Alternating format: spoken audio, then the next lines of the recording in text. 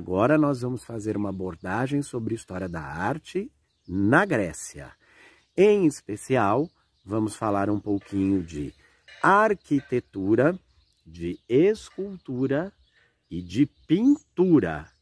Embora os gregos tenham contribuído muito também com outras linguagens artísticas, música, literatura e o próprio teatro, que eu já conversei bastante com vocês sobre esse assunto.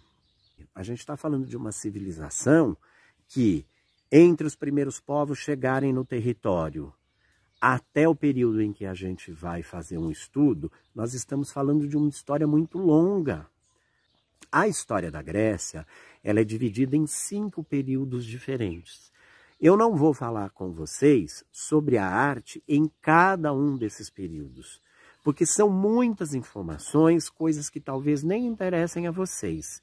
Então, de maneira resumida, eu vou falar um pouco sobre arquitetura, sobre pintura, sobre escultura e mais centralizado nos períodos que nós costumamos historicamente chamar de período arcaico, período clássico e período helenístico da Grécia, tá? Mas eu não vou ficar aqui detalhando tudo que aconteceu em cada período. Eu vou tentar, de uma maneira muito resumida, passar algumas informações importantes a vocês. Grécia. E aí, turminha, eu não sei se vocês perceberam, mas a obra que eu coloquei para ilustrar essa nossa aula, a obra inicial, foi exatamente a obra do Rafael Sanzio, que é um grande afresco que fica lá nos museus do Vaticano, em que ele representa a escola de Atenas. Então, bem ao centro desse afresco, estão 2 personalidades gregas muito importantes, Platão e Aristóteles. E o Rafael quis fazer uma homenagem, né, a esse legado, a essa herança tão importante, cultural, científica, histórica, matemática, que os gregos deixaram para a gente. Então esse afresco retrata um pouco da essência dos gregos, de como eles se preocupavam com o aprendizado, com o conhecimento, com o aprimoramento e desenvolvimento das ciências de maneira geral, das artes de maneira geral. E o Rafael procurou fazer uma homenagem a eles. A história, né, com a Grécia, ela vai terminar por volta de 150 anos antes de Cristo, que é quando a Grécia acaba perdendo uma importante batalha, a Batalha de Corinto, uma região da Grécia, e os gregos perdem a batalha para os romanos. Então, a partir desse momento, costuma-se dizer por vários historiadores que Grécia passa a se chamar uma Grécia romana, porque ela passa a ter o domínio dos romanos. E aí nós vamos falar do que nos interessa, como era a arte na Grécia. E vamos abordar, como eu falei no início, 3 aspectos diferentes: a arquitetura, a escultura e a pintura. Teatro eu deixei de lado, porque foi um assunto das nossas aulas de teatro.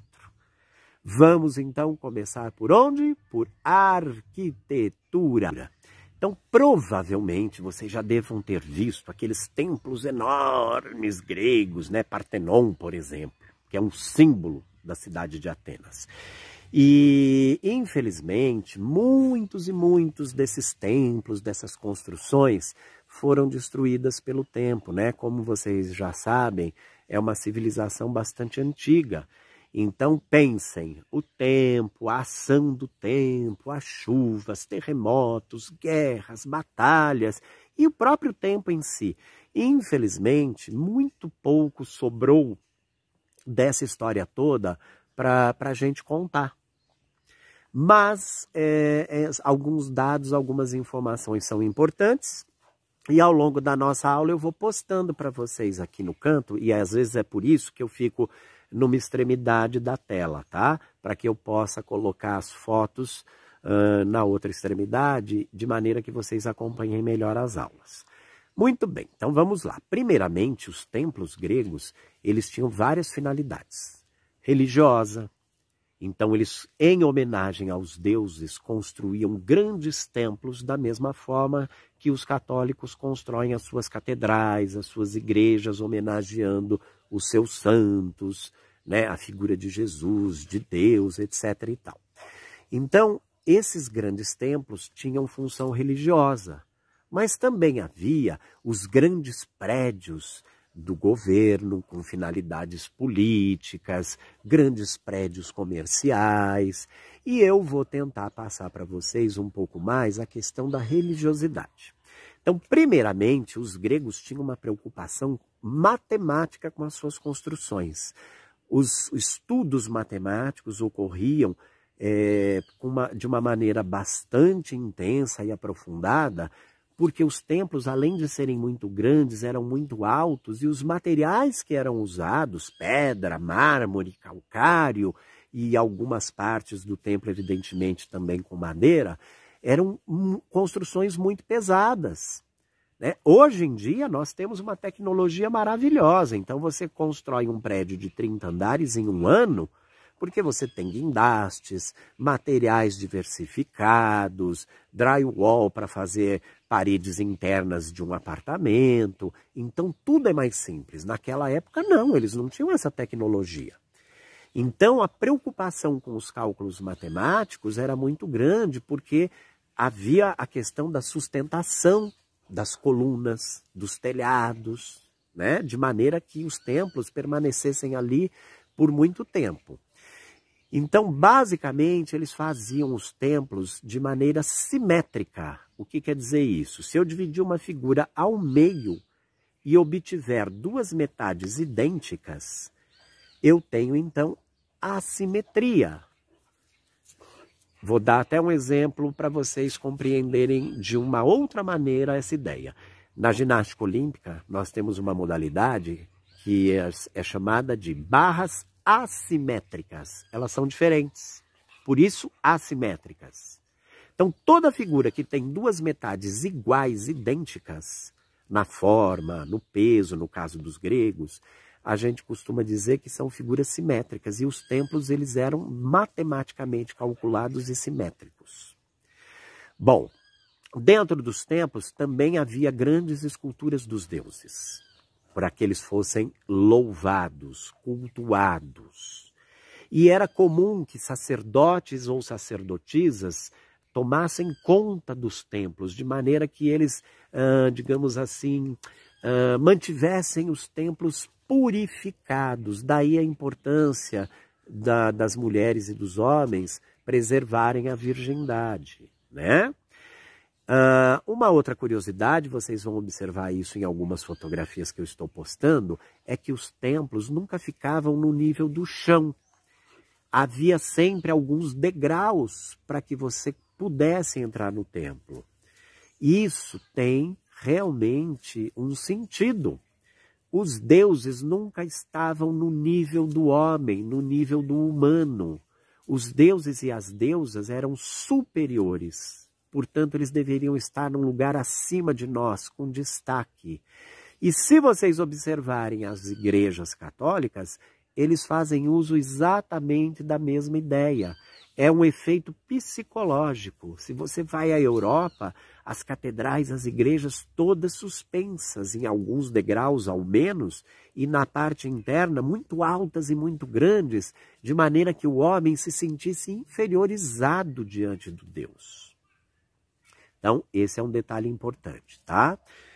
Outra coisa que vocês vão observar, o Bento está comendo um negócio aqui que ele não deve. Outra coisa que vocês vão observar é que todas as construções gregas, quase todas, digamos assim, elas têm colunas que sustentam os telhados. Essas colunas, ou ordens, também como eram chamadas, basicamente são três. Você tem a coluna ou ordem dórica, que tem um desenho mais simples, mais reto, e que normalmente eram usadas, as colunas, nas construções de templos de divindades masculinas.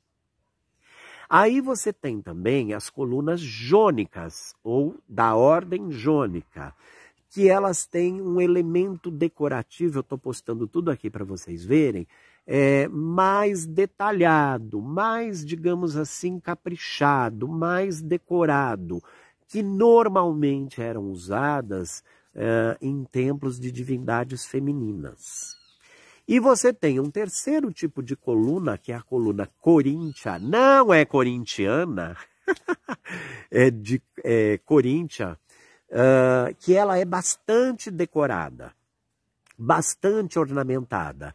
E normalmente ela era usada na parte interna dos prédios e dos templos, e em especial também de lugares importantes. Infelizmente, turma, parte dessa história foi apagada, né, por tudo aquilo que eu falei para vocês anteriormente. Mas eu estou postando aqui para vocês verem alguns fragmentos que hoje em dia você encontra nos principais museus do mundo. Museu do Louvre, em Paris, no Metropolitan de Nova York, nos museus do Vaticano. Foi aquilo que expedições arqueológicas, numa época entre os séculos 17, 18 e 19, havia muitas expedições arqueológicas. Então, essas peças foram retiradas dos locais de origem e trazidas para museus do mundo todo, tá?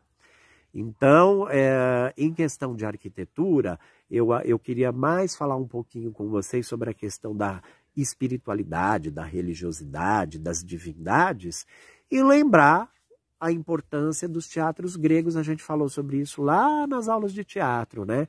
Como os teatros eram grandes e como os gregos conseguiam, naquela época, sem tecnologia, sem recursos, construírem aqueles teatros imensos com aquela acústica perfeita. Então, as construções dos teatros também fazem parte da arquitetura grega. E é legal também vocês saberem que havia um tipo de teatro chamado Odeon, onde também aconteciam as apresentações musicais. Turma, enquanto eu estou falando com vocês, além dessas postagens todas, eu estou colocando algumas imagens para vocês verem. Foram feitas muitas animações, digamos assim, desses templos, desses prédios, e essas animações mostram como seriam os templos na Grécia Antiga, intactos, preservados, em uso, e como, infelizmente, eles estão hoje, caso um dia você vá visitá-los. Mas é bacana você ver, porque daí você tem uma noção, né, de como era e como é, tá? Então, observem bastante, assim, detalhadamente, e uma sugestão é de vocês reverem a aula depois, acompanharem melhor, né? A nossa aula tem uma sequência. Primeiro você vai assistir essa videoaula, em seguida você vai ler o trecho da apostila que vocês têm, porque daí você fixa melhor as informações, anote as suas colocações, as suas dúvidas. Não deixe de fazer isso. E, por último, você assista a apresentação em PowerPoint da Grécia, porque daí ela fecha na sua cabeça todas as ideias importantes, tá? Então, a aula não é feita só dessa videoaula. Muito bem, turminha. Nossa segunda abordagem sobre arte na Grécia é em relação à pintura. Como era a pintura na Grécia? Muito bem. Então, basicamente, havia dois tipos de pintura. A pintura mural, que era feita nas paredes, de maneira geral, nas paredes, internas ou externas, e ali se usava uma técnica que eu já expliquei para vocês, que é o afresco. O afresco é quando o artista pinta sobre uma superfície, uma base de cimento que ainda está úmida, de maneira que quando essa massa seque, ela seque junto com o desenho e a pintura. Então essas pinturas duravam mais tempo por causa dessa técnica. Mas, como eu disse para vocês, infelizmente, a gente está falando de uma história muito antiga, pouco restou, historicamente falando, nos museus, nos livros, pouco restou de registros daquilo que teria sido a pintura na Grécia, tá? Mas mesmo assim a gente tem aí alguns fragmentos que eu estou postando para vocês entenderem um pouquinho como era a pintura mural. Na linguagem contemporânea, essa pintura mural basicamente se resume aos nossos grafiteiros. Eles não pintam sobre os muros, sobre as paredes? Então, é uma pintura mural de rua, né? É uma arte mais popular, e só que de uma maneira diferente. Eu só estou dando esse exemplo para vocês entenderem um pouco do que era a pintura no afresco na época da Grécia, ok? Bom, o segundo tipo de pintura que a gente vai observar se concentra nos potes, nos vasos que os gregos confeccionavam. Então eu estou mostrando aí para vocês alguns que são do período arcaico, um período mais antigo da Grécia, antes da Grécia clássica, que são mais antigos, e vocês vão perceber que basicamente esses potes, esses vasos, essas ânforas eram feitas em barro, argila, e não tinham detalhe de pintura, de desenho, nada disso. O máximo que havia nesses potes era um pouco de textura. No entanto, eles foram desenvolvendo e melhorando as técnicas, né? E aí a gente começa já a encontrar as ânforas e os vasos que são mais bonitos, melhor elaborados, melhor modelados, pintados, desenhados. E é essa parte da história que nos interessa, né? Então, em primeiro lugar, esses potes, essas ânforas, eles tinham algumas finalidades. Exemplos: armazenamento de produtos. Leite, azeite, mel, água, vinho, farinhas, frutas secas. Então, não serviam apenas para transporte, e sim também para armazenamento. E, além disso, eles também serviam para decorar templos, decorar palácios. E eram feitos dos mais diferentes materiais. Vocês têm alguns feitos em mármore, super elaborados e bonitos. No entanto, o mármore não permite a pintura. E a grande maioria com desenhos que vocês observam nessas fotos que eu estou postando, tá? Vão perceber também que as cores se repetem. Amarelos, vermelhos, brancos, pretos e ocres, tons alaranjados, acastanhados. Por que só essas cores, Sérgio? Porque eles retiravam os pigmentos de tinta dos elementos naturais, por exemplo, o carvão, né? E aí, a diversidade na natureza de elementos que permitissem a confecção das tintas, dos pigmentos, era mais reduzida. Então, por isso que não havia muita diversidade de cores. Cores como azul, como verde, além de serem mais difíceis de serem encontradas, eram encontradas em menor quantidade, o que já acontecia no período do Renascimento. Então, eram cores que não apareciam muito. E uma curiosidade que eu acho bacana vocês observarem nessas que eu estou postando aí, é que há cenas que são retratadas. Em alguns desses potes, em alguns desses vasos, nós vemos cenas de homenagem a deuses. Dionísio aparece aí em um desses que eu estou postando para vocês. Cenas de modalidades esportivas dos Jogos Olímpicos. Cenas de batalhas de governantes. Então, nos vasos e nas ânforas, eles costumavam ilustrar cenas. Isso que é bacana. E um detalhe bastante interessante, observem que os desenhos, de maneira geral, eles não são tridimensionais, porque eles não tinham domínio da técnica. Eles faziam bidimensionais. Você tem a sensação, sabe aqueles desenhos animados? Que às vezes um personagem abre a porta, esmaga o outro na parede e ele cai assim no chão como uma folha de papel? Pois bem, são duas dimensões bidimensionais. Observem que esses desenhos aí, na sua maioria, são bidimensionais. E muitos deles representados em silhuetas. Olha que bacana. Vocês acabaram de receber uma proposta de confeccionarem um trabalho usando as silhuetas. E aí a gente observa que em muitos desses vasos, desses potes, aparecem exatamente as silhuetas. E por último, nós vamos falar um pouquinho de uma parte que é importantíssima na Grécia, não poderia deixar de falar para vocês, que é a escultura, certo? Muito bem. Para começar a falar com vocês sobre escultura, eu vou trazer uma curiosidade. O que está aparecendo aqui para vocês? O logotipo de qual empresa? Que tenho certeza absoluta que todos vocês conhecem, em especial os meninos que gostam de futebol, que devem viver aí pedindo para o pai, compra uma chuteira da Nike, compra uma chuteira da Nike. Muito bem, uma curiosidade interessante. O logotipo da Nike foi inspirado numa deusa grega, que era a deusa, digamos assim, das guerras militares, das vitórias militares, a Nike. Ó que interessante. Nike, Nike, tá? E houve, na ilha de Rhodes, na Grécia, uma batalha muito importante, Samotrácia. E aí, por conta dessa batalha, pediu-se que uma escultura fosse feita.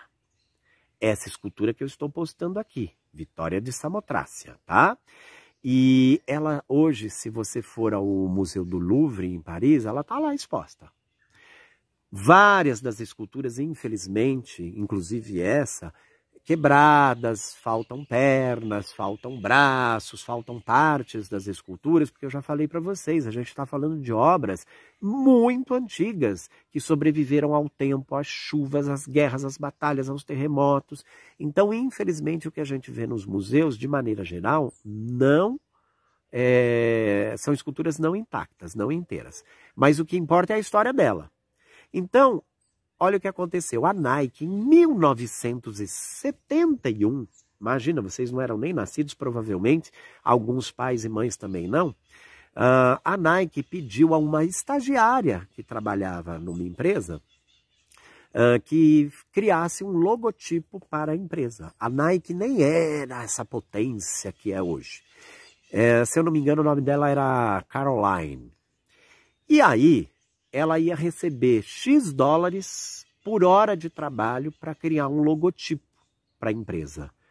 Ela não chegou a trabalhar, acho que um dia inteiro, mas eu sei que na ocasião ela ganhou o equivalente a pouco mais de 30 dólares, 35, sei lá, quase 40 dólares, pelo trabalho de criação do logotipo. E aí este logotipo virou esta febre. Imaginem só, ela poderia ter ganhado milhões com aquela ideia, né? E aí, passados uns anos, a Nike resolveu reconhecer o valor do trabalho e ofereceu a ela um número de ações na empresa, né? Para que ela tivesse uma participação nos lucros e uma joia, alguma coisa assim. Mas olha que interessante, né? O logotipo da Nike foi inspirado numa história grega. E aí vamos entrar nas esculturas, né? Vejam só, turma. Os gregos, eles tinham, assim como os artistas renascentistas, uma grande preocupação em representarem as figuras humanas com a maior perfeição possível. Exatamente o nível de perfeccionismo que o próprio Leonardo da Vinci tinha, que Michelangelo tinha. Então, os gregos tinham muito essa preocupação de representar a figura humana de maneira perfeita. E aí eu estou postando para vocês verem agora duas esculturas que são do período arcaico, um período mais antigo, anterior à antiguidade clássica da Grécia, né? E observem o quê? Vocês vão ver duas esculturas mal feitas. Você vê corpos muito magros, braços muito longos, as pernas são desproporcionais aos braços, as duas esculturas têm os braços retos, não existe expressividade humana, elas são esculpidas de frente, duras, secas. Por quê? Porque os gregos ainda não tinham o domínio da técnica. E aí vem a importância dessa civilização que se dedicava tanto aos estudos. Eles queriam melhorar, e para melhorar você precisa estudar, você precisa entender, você precisa buscar, você precisa se informar. O próprio Leonardo da Vinci fazia assim. Aí vocês estão vendo uma escultura ao lado em que a gente já percebe uma certa melhora no nível de perfeição em relação à realidade humana. E vocês estão vendo, sobretudo, uma escultura dividida em 7 partes. Por quê? De tanto estudar, eles encontraram uma fórmula matemática que representaria o corpo humano de maneira mais proporcional, mais perfeita, o tamanho de um membro em relação ao outro. Então, veja, para esse estudo, eles consideraram que o corpo humano era equivalente a 7 vezes o tamanho da cabeça. Por isso que vocês estão vendo aí, ó, várias cabecinhas. Né? Então, você tem 1/7 do total corresponde à cabeça. Os outros 6/7 do corpo humano estão divididos em cintura, né, quadril, pernas, tronco. Então, eles, com essa fórmula matemática, eles começaram a aplicar nas esculturas que faziam.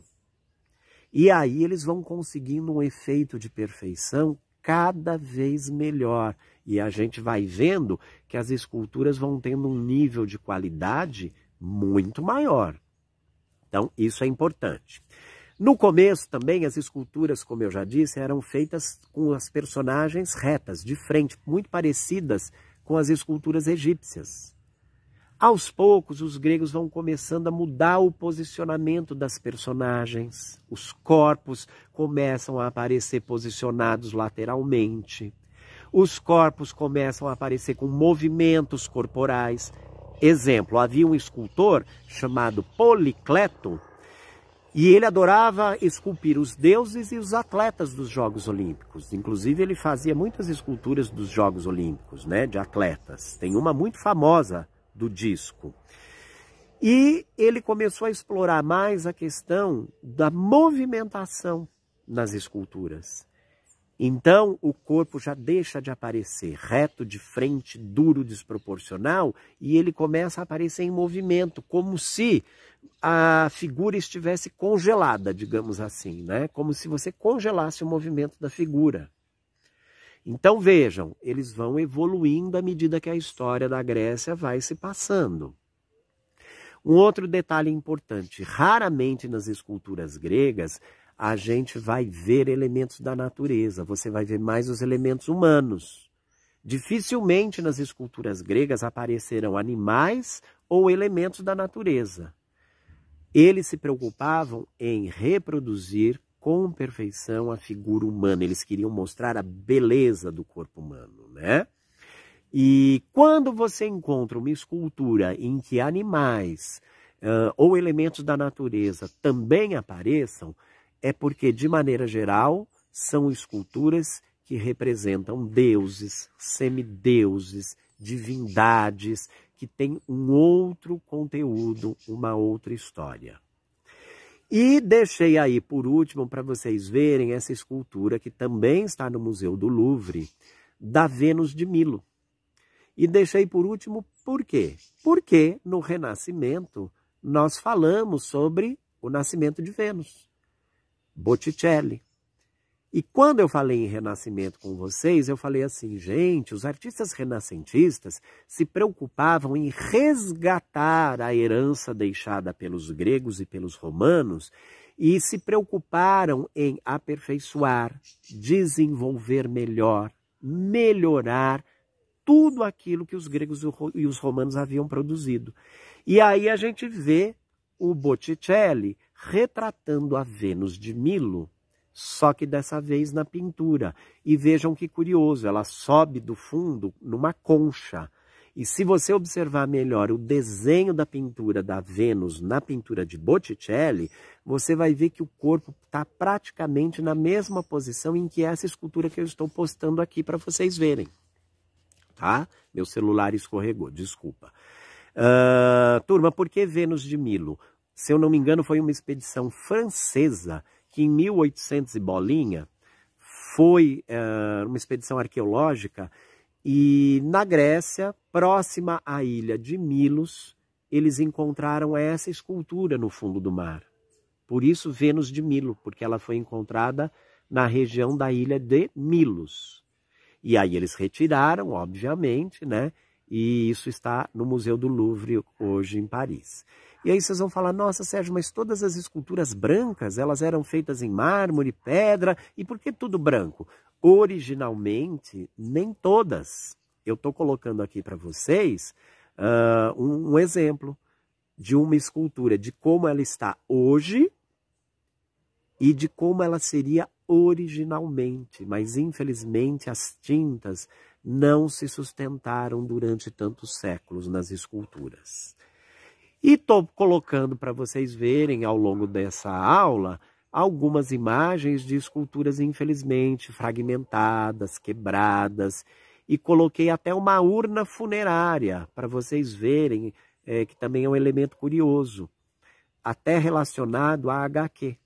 Então, hoje em dia, se uma pessoa morre, o corpo é colocado num caixão e enterrado, correto? Naquela época, as urnas das pessoas importantes, dos comandantes de exército, dos governantes, eram urnas feitas em mármore, porque eram pessoas importantes. E aí você observa que ao redor da urna existem pequenas esculturas. Normalmente, essas urnas eram encomendadas aos artistas que esculpiam ao redor da urna passagens importantes da vida daquela pessoa que acabou de morrer. Então, se era um comandante de exército, provavelmente cenas das batalhas que ele havia vencido. E essas esculturas aparecem nessas urnas funerárias também. Então é bacana a gente ver, né? Bom, pessoal, eu juro para vocês que eu teria milhões de coisas para contar.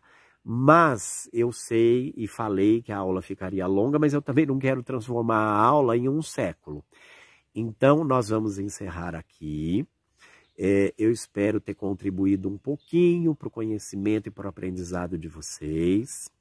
É sempre bom você ir além das informações que o professor passa, pesquise, vá buscar informações para você se enriquecer culturalmente, tá? Isso faz parte da vida, é bacana a gente saber as coisas. E tentei falar resumidamente um pouquinho dos aspectos mais importantes, que eu considero mais importantes, e não deixem de seguir a sequência. Videoaula, ler a apostila, por último, a apresentação em PowerPoint. Encerrando, então, a nossa parte de História da Arte. Bom dia a todos!